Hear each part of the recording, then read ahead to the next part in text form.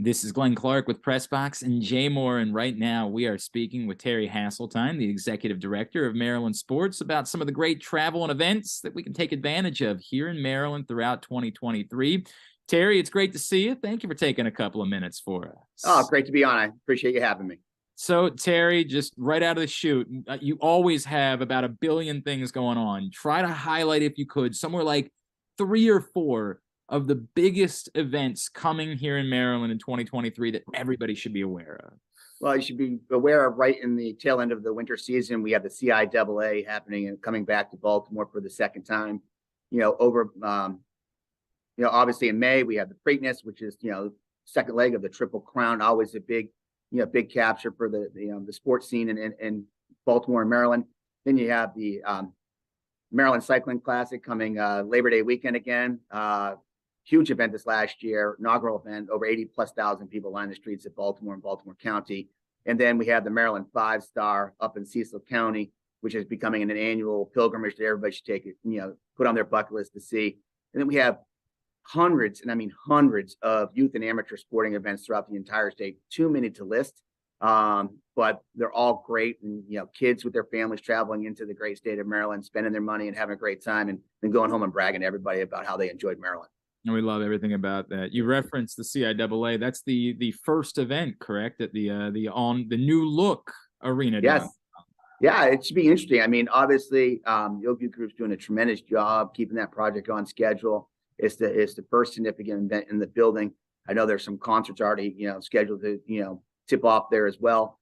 But it'll be great to see, the final product and, finally have a building that, is current with the times. And that's big because it's probably held us back, in past years on some of the sporting events, because there are arenas, within close proximity that have the suites, that have the back of house amenities that, the arena didn't have, but now will have because of the Oakview Group's investment.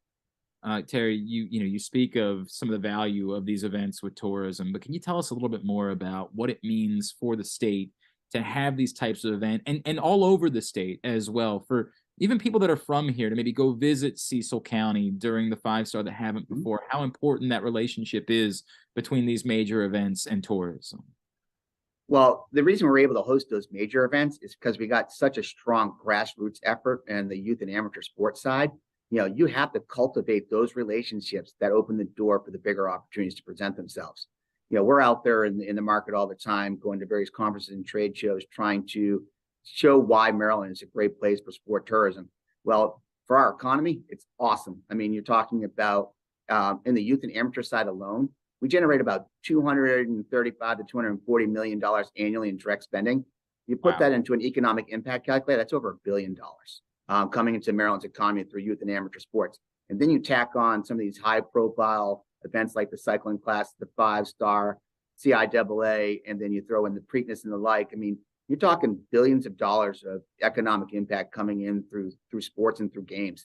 And the fun part about that is it's a growing market segment during the recession, and then here with the pandemic, it's the first market that really recovers after those situations happen in the United States. I mean, we're right now targeting about 3.5% to 4.5% higher than 2019, which was actually one of the peak years of sports tourism in the U.S. And then you look at the overall spending.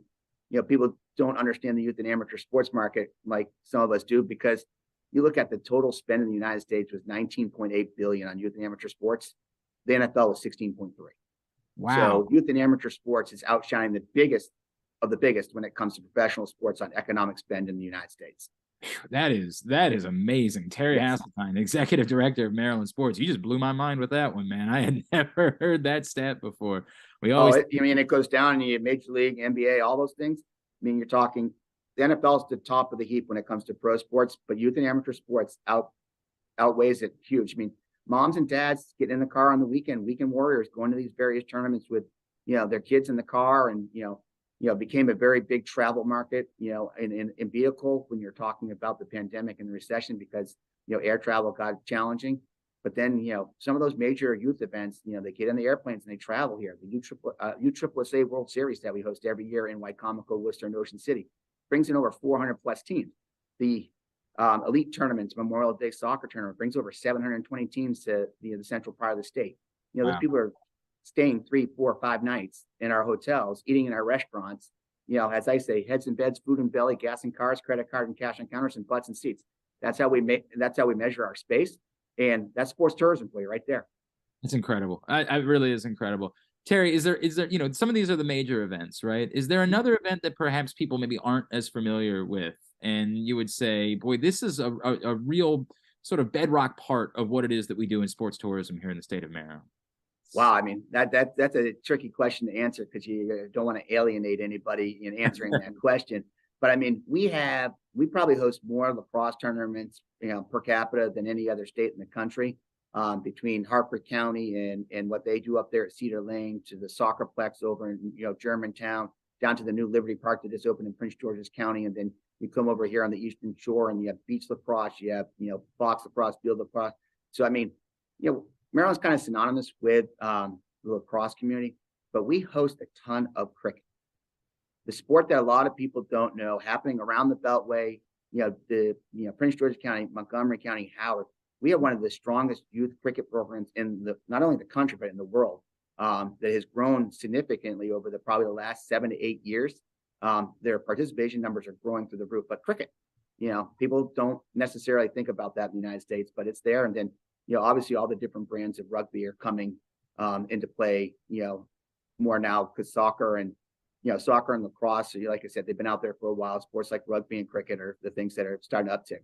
I believe I even saw this past year Quidditch being a quad ball now. It's called quad ball. Sorry, quad ball. Because of the statements of the author, they renamed the sport called quad ball, and that was in Howard County. So I was, as a matter of fact, I was just sitting with Eric from Howard County, here at the luncheon, and that event was a huge success. They come in. I mean, like I said, the youth and amateur side of it, it's the place to be. I mean, these people come in, they have a great time, they spend money, they have a great time on the field. There's a camaraderie. You try to avoid some of the, adult stupidity that happens at some of these events because they, think their kid's getting a scholarship to some school that they're not. But, we try to avoid those things. But sport tourism is a significant cog in Maryland's economy. It's a significant brand ambassador. I mean, look at universities, why they spend so money on athletics. Well, it's the one thing that travels everywhere, and it has your logo on everything. And, sports is the place to be, in my humble opinion. There's no doubt about it. All right, Terry, if people want to find out more about what you guys are doing with Maryland sports, where should they be going? Marylandsports.us, or, same thing on all our hashtags are the same thing, Maryland Sports, .us or MD Sports. The unique part that you have with us, and we have a little bit of bandwidth on it, is, sometimes we get confused with the, University of Maryland Athletic Department, but we like them too. They're good partners. So, but Marylandsports.us is where you'll find it. We're relaunching our website here in the next 10 days.